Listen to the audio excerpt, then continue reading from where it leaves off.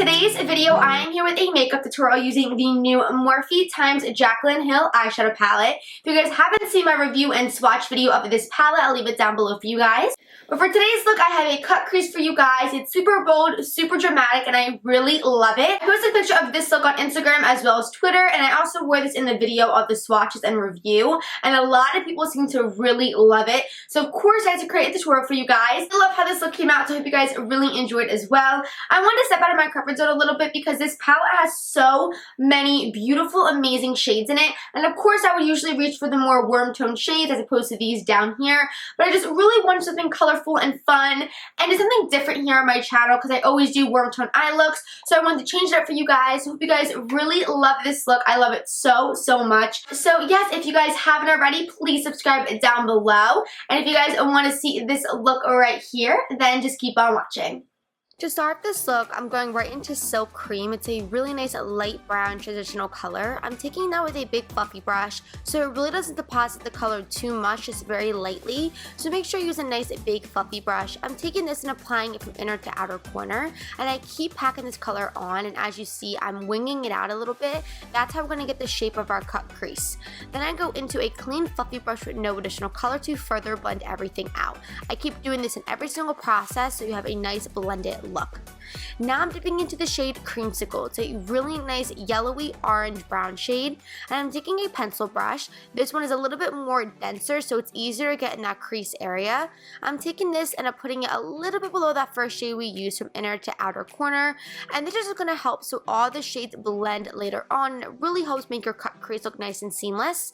As you see, I keep packing this shade on from inner to outer corner, and then go back in with that big fluffy brush with no additional color to make sure everything is nicely blended.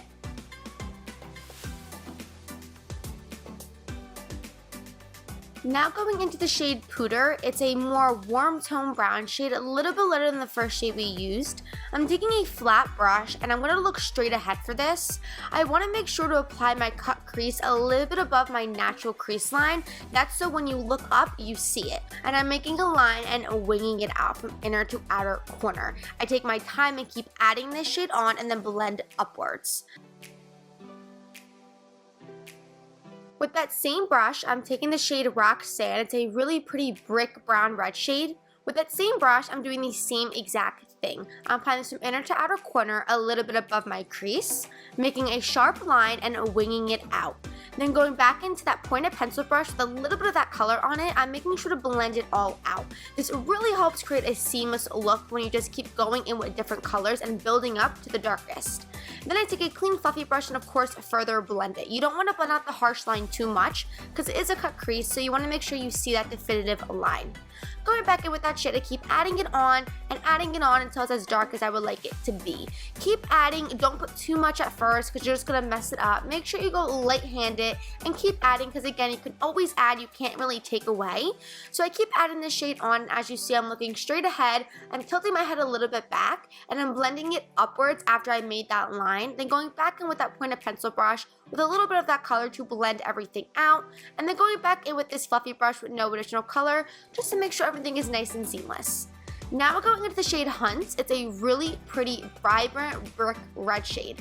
I'm taking that same exact brush, and again, we're doing the same exact thing. I just keep building these colors up because it really makes it look nice and blended, and it looks so faded and ombre, which I really love. So make sure you keep adding color, and it just helps the look to be so much more blended as opposed to going straight in with one color. It doesn't look as blended and put together as opposed to doing many colors and blending them all out.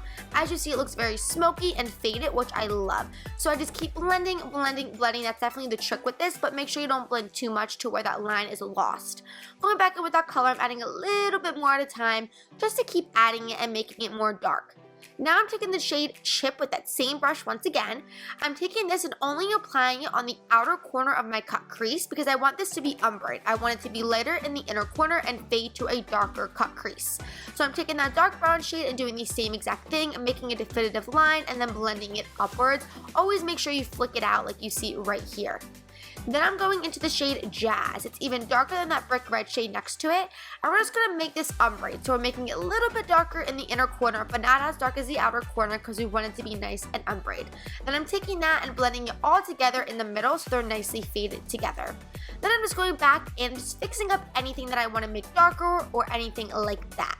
Now I'm taking some concealer and a very, very tiny brush and carving out my crease and my lid.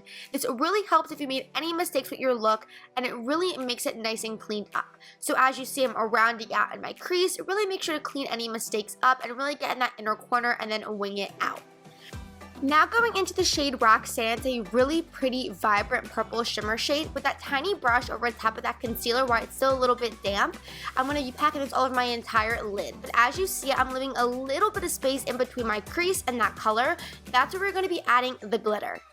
Now I'm taking the Stila Magnificent Metals glitter. I'll leave it down below for you guys. I'm taking that tiny brush and taking a little bit of that and putting it right in between that crease area and that purple shade. Then after I've done that, I go back in with that purple color and clean up any of that glitter that fell onto my lid.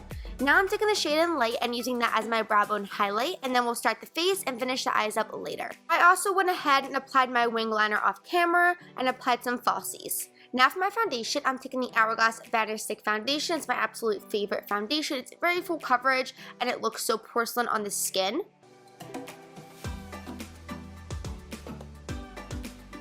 To highlight as well as conceal, I'm taking my Tarte Shape Tape Concealer and applying this right underneath my eyes and down the center of my face to really make my face look nice and awake and alive, and it makes it look so much brighter and it adds a little bit more coverage to my face as well.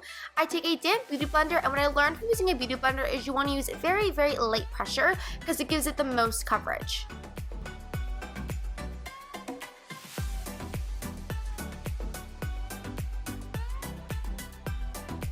I went ahead off camera and just set my concealer with the Rcma No Color Powder. Now to bronze up the skin, I'm taking my MAC Mineralized Skin Finish in the shade Medium Dark, and it's bronzing up the outside of my face.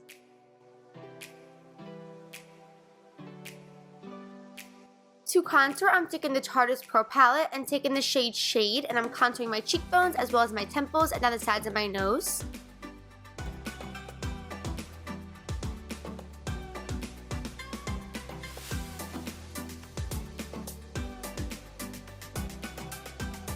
Going back in with the Rcma powder, I'm cleaning up my contour. Now for blush, I'm dipping into the Becca X Jaclyn Hill Face Palette, and I'm taking that Amaretto shade. It's a really pretty brownie blush and applying it to the apples of my cheeks.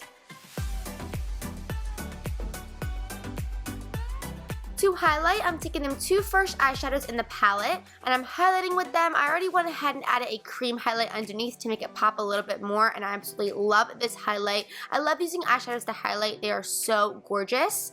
Now to finish up the look, we're going to be smoking at the bottom lash line. So I'm taking these two shades, Silk Cream and Creamsicle, and putting that from inner to outer lash line. Now add a pop of color to my lash line. I'm taking Jada. It's a really pretty teal greenish blue shade. I'm taking that and applying it from inner to outer lash line. I went ahead and popped on some eyeliner in my waterline as well. Then I'm going to be adding some bottom mascara. This one is the Better Than Sex mascara. To finish up the look for my inner corner highlight, I'm dipping into Enlightened and Beam, what I used to highlight with. I'm taking that, applying to my inner corner as well as my brow bone, and that is it for the eyes. Now for the lips, I'm taking MAC's Really Me. It's a really pretty cool toned pinky purple shade. And that is it for this makeup tutorial. I hope you guys really enjoyed it. If you guys want to see more looks using the palette, let me know down below. I love you guys so much, and I'll see you guys in my next one. Bye guys!